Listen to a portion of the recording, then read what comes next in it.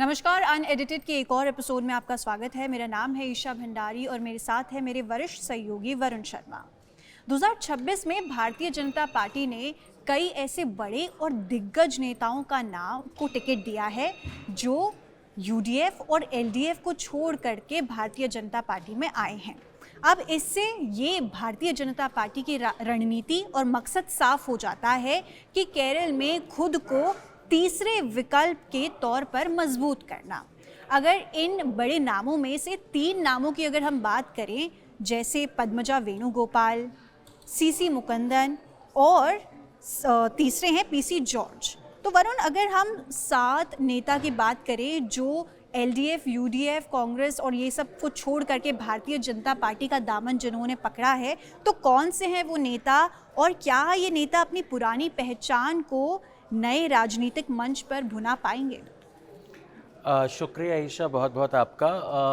जैसा आपने जिक्र किया केरल के बारे में कि भारतीय जनता पार्टी कहीं ना कहीं ये कोशिश कर रही है कि एक तीसरे विकल्प के तौर पे केरल के अंदर उभर कर सामने आए, और इसलिए भारतीय जनता पार्टी ने कांग्रेस के नेतृत्व वाले यूडीएफ यानी यूनाइटेड डेमोक्रेटिक फ्रंट और लेफ्ट डेमोक्रेटिक फ्रंट जो दूसरा ध्रुव है केरल की राजनीति की, उसमें से कई नेताओं को भारतीय जनता पार्टी ने इस बार चुनाव के मैदान में उतारा है। और इनमें से आपने 3 लोगों के नाम लिए, मेरे पास जो लिस्ट है उसमें 7 प्रमुख ऐसे नेता हैं जिन्हें भारतीय जनता पार्टी ने या तो यूडीएफ या एलडीएफ में से अपने पार्टी के अंदर लिया है और उनको टिकट भी दिया है चुनाव लड़ने के लिए। और पद्मजा वेणुगोपाल जो आपने नाम लिया, बहुत महत्वपूर्ण नाम है पद्मजा वेणुगोपाल का, क्योंकि एक तो बहुत ही महत्वपूर्ण, बहुत ही जानी पहचानी फैमिली जो है केरल की राजनीति में, जो परिवार है उस परिवार से आती है। और त्रिशूर की विधानसभा क्षेत्र से भारतीय जनता पार्टी ने पद्मजा को टिकट दिया है इस बारी, और वो मुकाबला अच्छा करेंगी ऐसी उम्मीद है, क्योंकि पिछली बार भी जो चुनाव हारी थी बहुत कम वोटों से हारी थी। 2 बार से चुनाव हार रही हैं। कांग्रेस की वरिष्ठ नेता जो थे के करुणाकरन, जो कि केरल के कई बार के मुख्यमंत्री रहे, इंदिरा गांधी के बहुत करीबी माने जाते थे, के करुणाकरन की पुत्री हैं ये, और पिछले 2 बार से त्रिशूर के विधानसभा चुनाव में कांग्रेस से टिकट मिला, दोनों बार बहुत कम मार्जिन से चुनाव हारी। लेकिन इस बार भारतीय जनता पार्टी ने अपने टिकट पे उनको चुनावी मैदान में उतारा है। 2024 मार्च 2024 में ठीक लोकसभा चुनावों से ठीक पहले पद्मजा वेणुगोपाल ने भारतीय जनता पार्टी को ज्वाइन किया था। तब उसका फायदा भी हुआ त्रिशूर में, और भारतीय जनता पार्टी ने जो अपना खाता खोला लोकसभा चुनाव में, वो त्रिशूर की लोकसभा क्षेत्र से ही चुनाव भारतीय जनता पार्टी ने जीता। तो एक तो पद्मजा वेणुगोपाल हैं जो जैसा हमने जिक्र किया बहुत अच्छे परिवार से आती हैं। उनके भाई हालांकि जो कि मुरलीधरन हैं, वो कांग्रेस में ही हैं और वो भी विधानसभा चुनाव लड़ रहे हैं।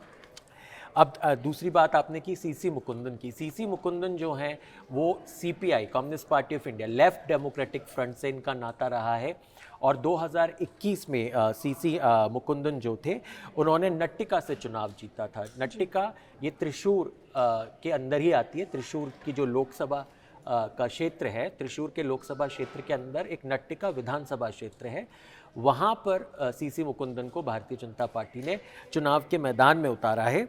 और इन्होंने अभी हाल ही में चुनावों से ठीक पहले भारतीय जनता पार्टी ज्वाइन की, मार्च 2026 में उन्होंने ज्वाइन की और टिकट भी पा गए। इन्होंने कई गंभीर आरोप लगाए लेफ्ट डेमोक्रेटिक फ्रंट पे जो टिकट डिस्ट्रीब्यूशन हुआ उसको लेकर, और इसके बाद जब उनका टिकट कटा तो भारतीय जनता पार्टी ने इनको हाथों हाथ लिया और इनको नट्टिका से, क्योंकि सिटिंग एमएलए है, फटाफट से नट्टिका में टिकट भी दे दी। इसके बाद आपने बात की है पीसी जॉर्ज की। पीसी जॉर्ज बहुत वरिष्ठ नेता हैं केरल की राजनीति में, और अपने बड़े राजनीतिक जीवन में पीसी जॉर्ज कभी यूडीएफ तो कभी एलडीएफ इनके साथ रहे हैं। आखिर में उन्होंने अपनी एक खुद का एक संगठन खड़ा किया था, खुद की पार्टी बनाई थी, केरला जनपक्षम पार्टी। उसका मर्जर इन्होंने भारतीय जनता पार्टी के साथ कर दिया था। पिछला चुनाव पूंजार से हारे थे, पूंजार से 7 बार के विधायक रहे हैं, बहुत वरिष्ठ नेता हैं, और इस बार भारतीय जनता पार्टी ने उन्हें पूंजार से टिकट दिया है। और कड़ा मुकाबला देंगे, ऐसा उनका पुराना रिकॉर्ड बताता है। इसके अलावा उनके पुत्र जो शॉन जॉर्ज हैं वो भी पाला सीट से चुनाव लड़ रहे हैं जी। तो एक तो ये पूंजार के बारे में बात होगी। एक के अजीत, जब हम 7 की बात करें तो एक चौथा नाम है उसमें के अजीत। के अजीत 40 साल से लगभग 4 दशक से लेफ्ट के साथ रहे और अब वो भारतीय जनता पार्टी के टिकट पे वाईकॉम से चुनाव लड़ रहे हैं। सीपीआई के बड़े नेता रहे हैं, 2 बार के विधायक रहे हैं और अब भारतीय जनता पार्टी ज्वाइन करके टिकट पा गए हैं भारतीय जनता पार्टी के और चुनाव लड़ रहे हैं। इसके अलावा 3 और नाम हैं जिनका हम जिक्र करना चाहते हैं। एक है बीएस अनूप, एक आर रेशमी और एक है एस राजेंद्रन। बीएस अनूप जो हैं कांग्रेस के महत्वपूर्ण नेता माने जाते हैं। तिरुवनंतपुरम डिस्ट्रिक्ट प्रेसिडेंट के दलित जो कांग्रेस थे उसके वरिष्ठ नेताओं में इनकी गिनती होती है। और जो चिरेन क्यूजू विधानसभा क्षेत्र है वहाँ से पिछली बार भी चुनाव मैदान में थे, कांग्रेस के टिकट पे चुनाव जीत नहीं पाए थे और इस बार भारतीय जनता पार्टी की टिकट पे फिर से उसी विधानसभा क्षेत्र से चुनाव लड़ रहे हैं। और इन्होंने भी अभी बहुत करीब, बिल्कुल चुनाव के बिल्कुल करीब, जैसे कि मैंने बाकी लोगों का जिक्र किया, चाहे के अजीत हो, चाहे हमने जिक्र किया एक और वरिष्ठ नेता थे सीसी मुकुंदन, उनके साथ ही मार्च 2026 में इन्होंने बीएस अनूप ने भी भारतीय जनता पार्टी ज्वाइन की है। इसके अलावा आर रेशमी महिला कांग्रेस में इनका बहुत नाम था, केरल की महिला कांग्रेस में, और इन्होंने भी पिछला चुनाव कांग्रेस के टिकट पे लड़ा था। कोट्टारकारा एक विधानसभा क्षेत्र है, वहां से आर रेशमी ने चुनाव लड़ा था, जीत नहीं पाई थी, 10,000 से ज्यादा वोटों से चुनाव हार गई थी, लेकिन फिर भी एक काफी प्रोमिनेंट चेहरा, एक फेस वहाँ पे माना जाता है। ये भी भारतीय जनता पार्टी में अभी हाल ही में शामिल हुई हैं और भारतीय जनता पार्टी ने इन्हें टिकट भी दे दिया, ये भी चुनाव मैदान में है।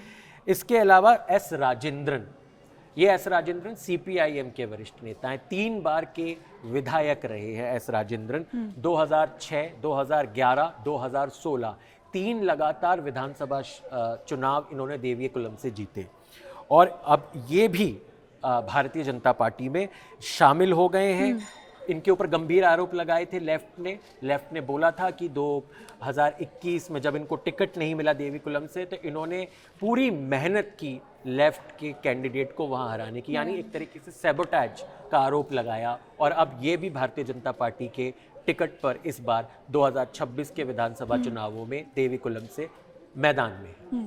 तो वरुण, अगर हम इन सीटों पर भारतीय जनता पार्टी की पिछले प्रदर्शन की बात करें तो देखिए वोट शेयर तो ज़रूर बढ़ा लेकिन जीत अभी हासिल नहीं हो पाई, तो बीजेपी की परफॉर्मेंस की कैसे आप बात करें इन कॉन्स्टिट्यूएंसीज में? देखिए हमने जो ये 7 विधानसभा क्षेत्रों का जिक्र किया, क्योंकि इन 7 विधानसभा क्षेत्रों पे यूडीएफ और एलडीएफ के कहीं ना कहीं तो बहुत ही वरिष्ठ नेता हैं, चाहे पद्मजा वेणुगोपाल हों, चाहे के अजीत हों, ऐसे जो लोग आए हैं, तो इसलिए जिक्र करना ज़रूरी है और ये देखना भी ज़रूरी होगा।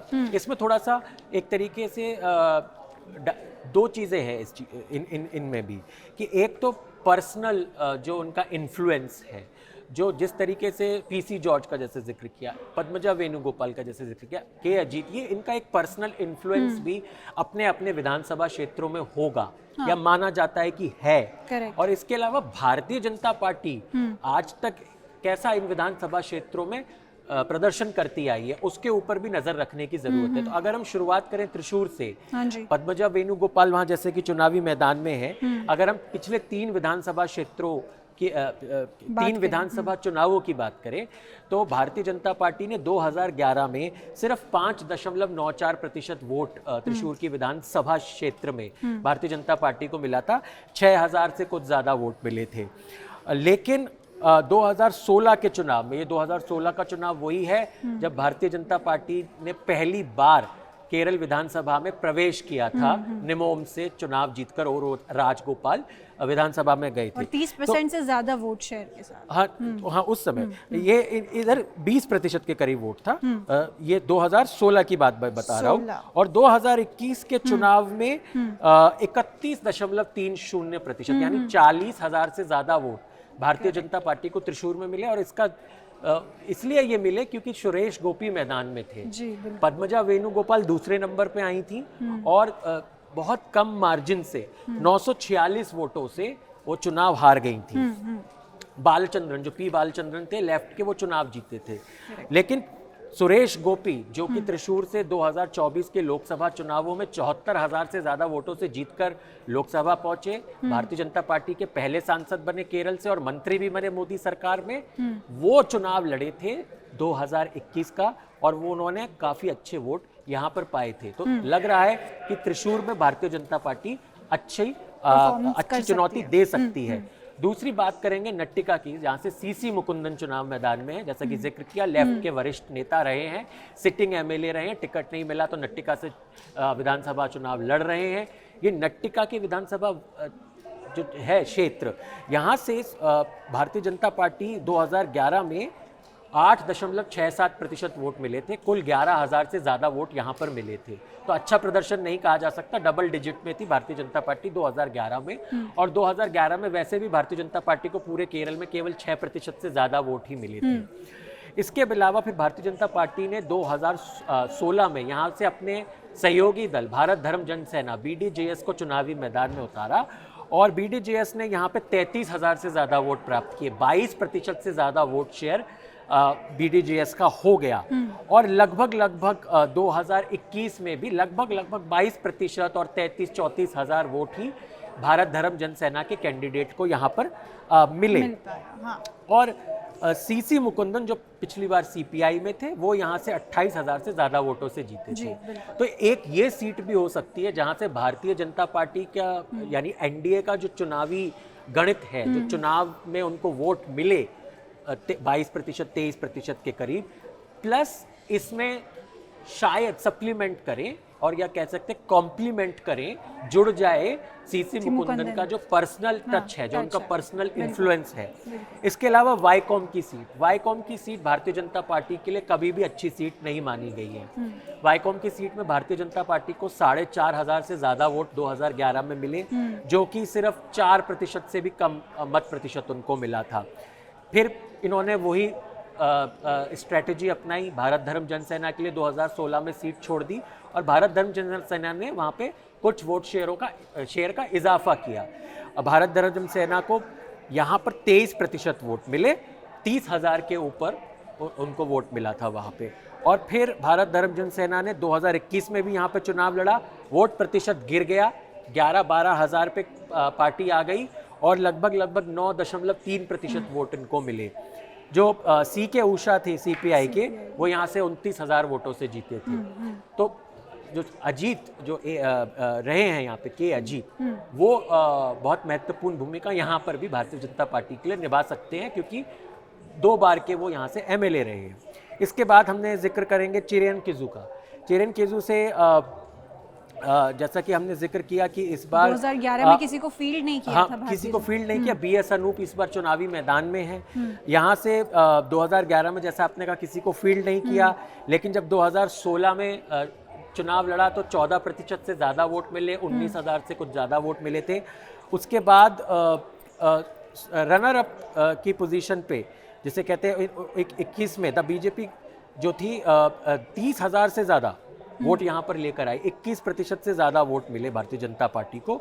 और लेकिन फिर भी जो है CPI यहाँ से चुनाव जीती। V शशि जो थे वो 14,000 वोटों से यहाँ से 2021 में चुनाव जीते थे। इसके बाद आते हैं कोट्टरकारा की सीट है। कोट्टरकारा में भी भारतीय जनता पार्टी 4.63% वोट मिले 2011 में, 2016 में बढ़ा के 16% वोट करे। उसके बाद थोड़ा सा गिरा, 2021 में 14% के करीब वोट मिले। तो ये सीट भी लेफ्ट ने जीती थी, KN बालगोपाल CPIM के 10,000 से ज़्यादा वोटों से जीते थे। जैसा मैंने जिक्र किया, R रेशमी यहाँ कांग्रेस की उम्मीदवार थी 2021 में। इस तरीके से पूंजार और देवीकुलम, पूंजार की सीट और देवीकुलम की सीट, इन 7 सीटों में से मेरा मानना है सबसे कमज़ोर सीट कही जाएंगी भारतीय जनता पार्टी के लिए। पूंजार की सीट में PC जॉर्ज का, अगर जिसे मैं कहता हूँ करिश्मा, क्योंकि 7 बार के वो खुद इतने बार से वहाँ पे रहे हैं विधायक, पिछली बार नहीं जीत पाए थे, उनका अगर करिश्मा भारतीय जनता पार्टी के लिए काम कर जाए तो ये अलग बात होगी, लेकिन भारतीय जनता पार्टी का खुद का वोट शेयर यहाँ पे पारंपरिक तौर पे बहुत ही कम रहा है। मैसिव डिक्लाइन है वोट हाँ शेयर, नहीं, massive। हाँ मतलब 4% 2011 में था, फिर बीडीजेएस के लिए छोड़ दी तो 14% वोट लेकर आए वो 2016 में, और 2021 में फिर वोट प्रतिशत केवल 2% का हो गया। ये सीट केसीएम यानी केरल कांग्रेस मनी के पक्ष में गई थी, उन्होंने 16,000 से ज़्यादा वोटों से जीती थी। देवीकुलम की सीट में बीजेपी को 2011 में केवल 3% से कुछ ज़्यादा वोट मिले। 2016 में 8% तक भारतीय जनता पार्टी गई, और फिर 2021 में गिर के 4% पे आ गई। यहाँ पे भी सीपीएम लगभग 7500 वोटों से चुनाव जीती थी। देवीकुलम से, जैसा हमने बताया, एस राजेंद्रन जो कि 3 बार के विधायक रहे हैं सीपीआईएम के, वो चुनावी मैदान में है। तो हो सकता है उनका पर्सनल करिश्मा जो हो, पर्सनल इन्फ्लुएंस जो हो, वो कुछ भारतीय जनता पार्टी की नैया यहाँ पे पार लगा दे। तो वरुण, हमने बात की सारे कैंडिडेट्स की और पास्ट इलेक्शन में क्या हुआ था। अगर हम स्पेसिफिकली बात करें कुछ ऐसे कैंडिडेट्स का जो आपको लगता है बहुत हाई चांसेस हैं टू विन, 3 ऐसे कैंडिडेट्स। देख, वो मैंने आपने अभी जो हमने चर्चा की उसमें 3 कैंडिडेट्स के नाम जो बार बार निकल कर आ रहे हैं, मुझे लगता है त्रिशूर से पद्मजा वेणुगोपाल के पास अच्छा मौका है चुनाव में जीतने का। नट्टिका एक ऐसी सीट है जहाँ से सीसी मुकुंदन के पास भी अच्छा मौका है चुनाव जीतने का, जो उनका पहले का प्रदर्शन रहा है उसके आधार पे। और तीसरी सीट जो मुझे लगता है वो है चिरियन किजू की। चिरियन किजू की सीट पे भी भारतीय जनता पार्टी चुनाव जीतना चाहती तो वैसे हर जगह ही है, लेकिन जीत सकती है। प्रदर्शन कैसा रहेगा बाकी 4 सीटों पे, मैं ज़्यादा उसके लिए जिसे कहते हैं, मैं पैसिमिस्ट भी नहीं हूँ, मैं आशावादी भी नहीं हूँ वैसे, लेकिन इन्हीं 3 सीटों पे मुझे लगता है कि इन 7 में से भारतीय जनता पार्टी चुनाव शायद मैदान में है। वरुण, अगर 2024 की बात करें विधानसभा लोकसभा चुनाव की, तो उसमें क्या है, आपका टेक क्या है? कि क्योंकि भारतीय जनता पार्टी को कुछ सीटों पर अच्छा वोट मिला था उस वक्त लोकसभा चुनाव। देखिए, मैं उसी के आधार पे बोल रहा था, जो मैंने 3 सीटों के नाम लिए, मेरा आधार जो था कहीं ना कहीं पुराना प्रदर्शन और जो 2024 में लोकसभा चुनाव के नतीजे रहे, उसको देखते हुए मैंने इन 3 सीटों का जिक्र किया। देखिए, 2024 का जो लोकसभा चुनाव था भारतीय जनता पार्टी के लिए केरल में बहुत महत्वपूर्ण था।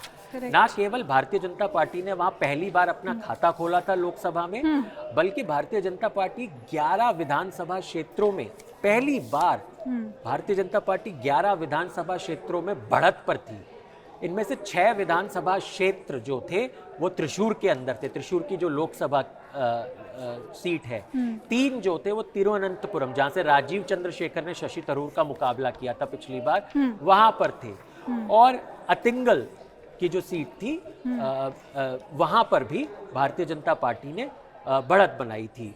और 9 ऐसे विधानसभा क्षेत्र थे जहां भारतीय जनता पार्टी दूसरे नंबर पर रही थी। तो 11 और 9 कुल ऐसे 20 विधानसभा क्षेत्र थे जहां भारतीय जनता पार्टी ने अच्छा प्रदर्शन किया था या वो चुनावी मैदान में थी। उनमें से अगर मैं जिक्र करूं तो जैसे त्रिशूर का मैंने जिक्र किया, त्रिशूर के इस विधानसभा क्षेत्र में 2024 में सुरेश गोपी को 55,000 से ज्यादा वोट मिले थे और लीड पे थे सुरेश गोपी इस विधानसभा क्षेत्र में लोकसभा चुनाव के अंदर। तो ये इसलिए बहुत महत्वपूर्ण सीट हो जाती है। दूसरी नट्टिका की सीट सीसी मुकुंदन जब थे वहाँ पर एमएलए थे 24 के अंदर, भारतीय जनता पार्टी ने सबसे ज़्यादा जो वोट किसी विधानसभा क्षेत्र में पाए थे 2024 के लोकसभा चुनाव में, तो वो नट्टिका की सीट थी। और नट्टिका से सुरेश गोपी को 66,000 से ज़्यादा की बढ़त मिली थी। तो ये इसलिए ये मैं कह रहा हूँ कि ये सीट भी भारतीय जनता पार्टी के लिए काफ़ी अच्छी साबित हो सकती है। और चिरियन किजू की सीट अतिंगल लोकसभा क्षेत्र के अंदर आती है। और पिछली बार जो भाजपा के वरिष्ठ नेता हैं, पूर्व मंत्री भी रहे हैं, वी मुरलीधरन, उनको यहाँ 40,000 से ऊपर वोट मिले थे, 42,929 के करीब उनको यहाँ पर वोट मिले थे। 3rd स्पॉट पे रहे थे, 3रे नंबर पे आए थे, लेकिन जो मुकाबला था वो इतना कड़ा था कि कुछ हज़ार वोटों का ही फर्क था। तो इसलिए ये 3 क्षेत्र हैं। बाकी वाईकॉम में बीडीजेएस का कैंडिडेट थे तुषार वेल्लापल्ली, उनको 27,515 वोट मिले थे, तीसरे नंबर पे रहे थे। जो मवेलीकारा लोकसभा क्षेत्र में कोट्टरकारा की सीट आती है विधानसभा की, वहाँ पे भी BDJS के कैंडिडेट थे, भारत धर्म जन सेना के बैजू कलसला, उनको भी 20,900 कुछ वोट प्राप्त हुए थे, वो भी तीसरे नंबर पे रहे थे। पुंजार की सीट जो पत्तनमतिट्टा लोकसभा क्षेत्र के अंदर आती है, और पिछली बार पत्तनमतिट्टा की बहुत ज़्यादा सबरीमला की वजह से चर्चा थी, वहाँ पे AK एंटनी जो कांग्रेस के वरिष्ठ नेता है, उनके पुत्र अनिल एंटनी ने चुनाव लड़ा था, और उसका जो एक विधानसभा क्षेत्र है पूंजार, वहाँ से भारतीय जनता पार्टी को 27,000 से ज़्यादा वोट मिले थे, तीसरे नंबर पे रही थी भारतीय जनता पार्टी वहाँ पर। और आखिरी सीट जो देवीकुलम की सीट है, वहाँ पे BDJS के संगीता विश्वनाथन ने चुनाव लड़ा था, बहुत बुरा परफॉर्मेंस रहा था, 9,000 से कुछ ज़्यादा वोट मिले थे। तो इसलिए मैंने कहा कि देवीकुलम या पूंजार ऐसी सीटें हैं जहाँ से PC जॉर्ज और S राजेंद्रन के आने के बावजूद बीजेपी का जो पारंपरिक परफॉर्मेंस रहा है, प्रदर्शन रहा है, वो इतना उत्साहवर्धक नहीं है। वरुण, अगर हम बात करें जो बाकी और कैंडिडेट्स हैं अगेंस्ट पद्मजा वेणुगोपाल, नटिका से, वाईकॉम, चिरन किज्जू से, कोटकर, तो वो कौन से कैंडिडेट्स हैं, आप व्यूअर्स के लिए बता दीजिए कि कौन सी पार्टी है बीजेपी के अगेंस्ट में और कौन से कैंडिडेट हैं? देखिए, पद्मजा वेणुगोपाल के अगेंस्ट त्रिशूर के अंदर देखें तो अलोनकेड लीला कृष्णन CPI के हैं, और राजन पल्लन कांग्रेस पार्टी के, वो चुनावी मैदान के। तो कैसे देख रहे हैं आप इनको?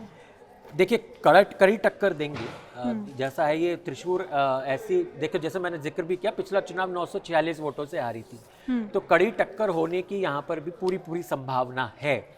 इसके अलावा नट्टिका में CC मुकुंदन बीजेपी के, उनके खिलाफ कांग्रेस के सुनील लालूर हैं और CPI की गीता गोपी हैं।